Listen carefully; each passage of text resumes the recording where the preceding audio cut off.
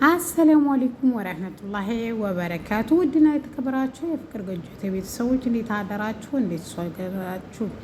እንዲሁም ክርስቲያን ወገኖች ሰላም ሰላም ብያለሁ። ለዛሬ ይዤላችሁ የመጣሁት ኤላና ሰብለን ክፍል 50 ነው። እነሆ እንድትከታተሉ በአክብሮት ጋብዛለሁ። ወዳችሁና ፈቅዳችሁ ስለምትከታተሉኝም ከልብ አመሰግናለሁ። ኤላና ሰብሊ ዛሬ በቀልድ የተጀመረው ነገር ቁም ነገር ላይ ደርሷል።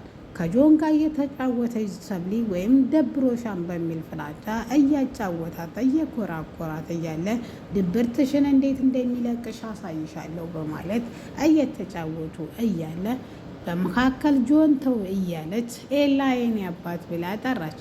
ጆ እጁ ውሃ ነው የሆነው። ባንዴ ሰውነቱ በረዶ ሆነ።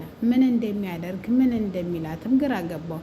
እሱም እንደዚህ በማለት ጠይቃት ኤላ የኔ አባት ብለሻን ሰብሊ ሲላትም አይ አልኩ እንዳልሽ ማታቂም። ለማንኛውም ሰብሊ እኔ እኮ ስርስርሽ የምለው ስለምወድሽ እንጂ ሞኝ ሆኜ አይደለም። ሁሉንም ነገርም እያየሁ የምተወው ለዛ ነው እንጂ እውነት እልሻለሁ እኔ በጣም ነው የምወድሽ። አንቺ ግን በጣም ተሳፍሪያለሽ። እንዴት አንድ ፍቅረኛ ያላት ሴት ፍቅረኛዋ ጋር እያለች ኤላ የኔ አባት ብለሽ ትጠሪያለሽ? የምላስ ወለምታ ነው ብላ መሲ ሰብሊ ብታስተባብልም ነገር ግን ነገርየው የሚሳካ አልሆነላትም። ብዙ ብትሞክርም በጣም ጆን ተናደደ። የምታፈቅሪው ከሆነ እስቲ ንገሪኝ፣ ሰውነትሽ እኔ ጋ ነው፣ ልብሽ የት ነው ያለው? እስቲ ልብሽ ለማን ነው የሚመታው? እስቲ ንገሪ ሰብሊ እውነቱን፣ ጊዜው ሳይረፍድ ከዚህ የበለጠ ሳንሄድ በማለት ይጠይቀታል። ጆ እኔ ካንተ ሌላ አፍቅሬም አላቅ፣ አንተን ነው ማፈቅረው በማለት ትመልስለታለች። ይማን ቢሆን በእኔ ስም በደጋጋሚ በተጠራሽ ነበረ። እንዴት የኤላ አይና ትቻለ? ስለዚህ ይሄ ነገር ስህተት አለው። ለማንኛውም ከራስሽ ጋር ሆነሽ አዳምጪ ይላታል። ኤላ እንዴት እንደዚህ ትለኛለህ? እኔን አታውቀኝምና ነው። እኔ አሁን ኤላን አፈቅረዋለሁ የምላስ ወለምታ ነው የምልህ እኮ ነው። ለምን አትረዳኝም ስትለው እስከ ዛሬ ስለተረዳሁሽ መሰለኝ አብሬሽ የኖርኩት ብሎ ድንገት ስትናገረው መላልሳ የት ነው የምትሄደው ስትል ምናልባት ራሴን ማረጋጋት ይኖርብኛል ስትለው እኔ ፈጽሞ ኤላን አላፈቅረውም ትናንትናም ራሱ ነው ያገኘኝ ብላ ስታወራ ትናንትና ተከታትሏት ነበረ። እሷው ጠብቃ መንገድ ላይ ግዴታ ካላወራኸኝ ስትለውም አይቶ ነበረ። ነገር ግን በቦታው ላይ ሲመጣ ኤላ እሷን አሳልፎ ለመስጠት ሲል እኔ ባልሚ ጉዳይ ነው ላወራት ነው ብሎ ሸፍኖላት ነበረ።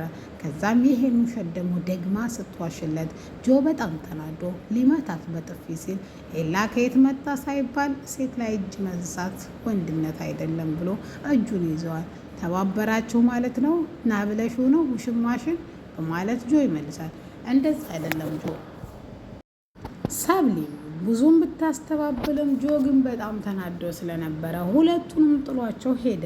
ከዛም በንዴትና በቁጭት ዞር ብላ ይሄ እንዳይመጣ ነበረ ታጠገቢ ሂድ አትከታተለኝ ስለህ የነበረው ስትለው ኤላ እኔ ምን አደረግኩ ደግሞ ምን አደረጉሽ? ይሄ ሁሉ የሆነው በአንተ ምክንያት ነው በማለት ለሱ ትመልስል። እኔ ምንም ያደረግኩሽ ነገር የለም፣ እኔ ስጀመር ድንገት ነው የመጣሁት በማለት እኔ ነግሬሃለሁ ድጋሜ አጠገቤ እንዳደርስ ብላ ተመጭናጭቃ ስቅ ብላ እያለቀሰች ትሄዳለች።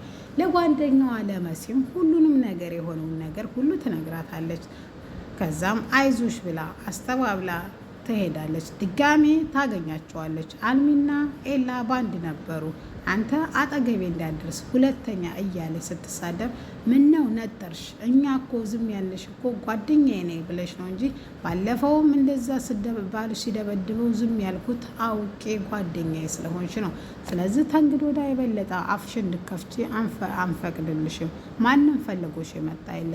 አንቺ ነሽ ከስሩ ማጠፊው ስርስሩ የምትይው በማለት ትመልስላታለች። አልሚ ስርዓት ያዥ፣ ለአንቺ ብዬ ነው እኮ እኔ እሱ ወዶች ሳይሆን ሊጠቀምብሽ ነው፣ እኔን ለማግኘት እኮ ነው አንቺን እየተጠቀመብሽ ያለው ስትላትም ማነው እንደሱ ያለው? ማነው አንቺ ብቻ ነች ተፈላጊ ሴት ያለሽ በማለት አልሚና ሰብሊ ጦፍ ያለ ጦርነት ውስጥ ይገባሉ። ኤላ እንደ ቲቪ ተመልካች ቆሞ እያየ ነበረ።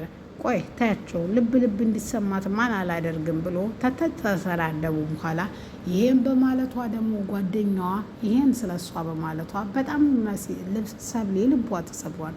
ለጓደኛዋ ለመሲ ጓደኛዋም ያለቻትን ሀስከበ ትነግራታለች። ጓደኛዬ አይዞሽ በማለት ታበረታታትና ተንግዶ ወዲያ ግን እኔ የምልሽን ብቻ ነው ማለት ታደርገው ትላታለች። እሷም ምንድን ነው ስለዛ ታልሚ አጠገብ ትርቂያለሽ፣ አብረሻትም ትምህርት ቤት አትቀመጭም ብላ ታለቻት። በኋላ እሷም በሀሳብሽ እስማማለሁ ብላ ካለቻት በኋላ እሺ ብላ ተስማማና ሁለቱንም ማስጠንቀቅ ስላለብኝ መሄድ አለብኝ ብላ ትሄዳለች። እሷም እሺ ትላትና ትሄድና ኤላና አልሚ ተቀምጠው ነበረ። ላናገራችሁ ፈልጌ ነበር። የመጀመሪያ ኤላ አልሚ ላይ ሰብሊ ላይ ጌም እየተጫወከ ከሆነ ተንግዶ ወዳ እንድታቆም ፈልጋለሁ፣ ያለችበትም እንድደርስ አልፈልግም ትለዋለች። እሱም እሺ ግን እኔ አልደረስኩባትም ነበረ፣ ድንገት ነበር እዛ ጠብ ላይ የደረስኩት ሲለው ያለፈው አለፈ፣ ለወደፊቱ ግን እዛች እንዳደርሱ ማለት ታስፈራረዋለች። ኤላም ታዛዥ ነኝ ብሎ ጥሏት እሺ ይላታል። ወደ አልሚ ትዞራለች። አንቺ ስስትና ሰላቢ ደግሞ ሁለተኛ ሰብሊ ዙሪያ ባይሽ እደፋሻለሁ ትላታለች። ማንሽና አንቺ ማስፈራራትሽ ነው? ባለፈው ጀምሮ ወረቀቱንም ለቲቸር ሽቤ እንደጻፍሽው አውቃለሁ። አይ እሱ ላይ እኮ ብታተኩር እኮ ይሻላል ብዬ ነው። አልሚ እኔ ነግሬሻለሁ፣ እያስጠነቀቅኩሽ ወይም እንትን እያልኩሽ አይደለም። ከአሁን በኋላ የመጨረሻ እንደሆነ እንድታቂ ይፈልጋለሁ። እደፋሽና ከዝታ ትምህርት ቤት ነው ተጭሬ የምወጣው በማለት ሰብሊ በጣም ተናዳ ስለነበረ ትነግራታለች። ኤላም ሜሴጁን የጻፈችው እሷ እንዲሆነች ገመተና ከዛም እሺ በቃ ሁለታችንም አንደርስም በማለት ኤላ ሰብሊን አረጋግቷት እሺ ብሎ ትሄዳለች። ተሄደችም በኋላ ኤላ ወረቀቱን ወይም ቴክስቱን የጻፍሽው ለቲቸር ሽቢ ለቲቸር በቂ አንቺ ነሽ ብሎ ሲጠይቃትም አይ እኔ አይደለሁም ብላ ተንተባተበች። እሷ እንዲሆነች በቃ አወቀ ማለት ነው ባጭሩ። ካሊብና ጆን ደግሞ የሆነውን ነገር ጓደኛውን ነግሮት ነበረ። በጣም ተናዶ ለምንድን ነው አንተ ራስን ዝቅ የምታደርገው? አንተ እኮ ፌመስ ነህ፣ አንተ እኮ ሚሊዮነር ነህ፣ አንተ እኮ ተወዳጅ ነህ። በብዙ ዙሪያ እኮ ብዙ ሴቶች የሚፈልጉ ሴቶች አሉ። ለምንድን ነው እዛ 10 ወንድ ተሚያምራት ሰብሊ ጋር የምትሆነው? ለምን አትተዋትም ሲለውን ሰብሊ ለእኔ ትለያለች፣ እንደዛ አትበላይ ብሎ ጭራሽ ያንቀዋል።